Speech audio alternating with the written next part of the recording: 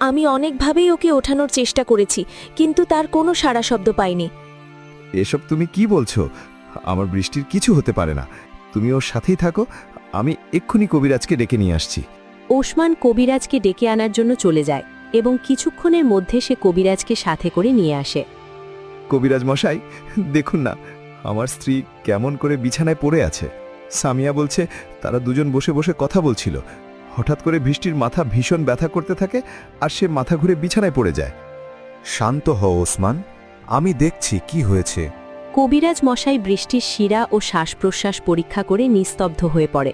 কিছু সময় পর দীর্ঘ একটা নিঃশ্বাস নিয়ে বলে, ওসমান, তোমার স্ত্রী সারা জীবনের জন্য কোমায় চলে গেছে। না কবিরাজ মশাই, আমার বৃষ্টির কিছু হতে পারে না। ও তো হাসি খুশি একটা সাধারণ মানুষ ছিল, তাহলে ও কোমায় কিভাবে চলে গেল? আপনি যেভাবেই হোক ওকে সুস্থ করুন। যত টাকা পয়সা লাগে আমি দেব, তারপরে ওকে সুস্থ করার ব্যবস্থা করুন।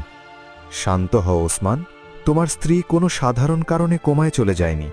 ওকে কেউ কালো জাদু করে এমনটা করেছে, কিন্তু তারপরও তোমার স্ত্রীকে সুস্থ করার একটা উপায় আছে। কি উপায় আছে কবিরাজ মশাই?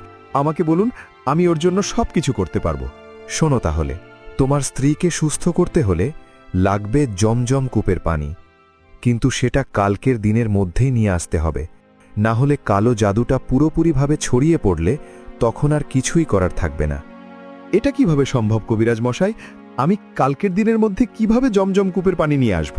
চিন্তা করো না ওসমান, জমজম কূপের পানি আনার জন্য তোমাকে এত দূরে যেতে হবে না। আমাদের পাশের পক্ষীঘর রাজ্যের রাজার কাছে বেশ অনেকখানি জমজম কূপের পানি রয়েছে, তুমি ওনার কাছ থেকে নিয়ে আসতে পারো।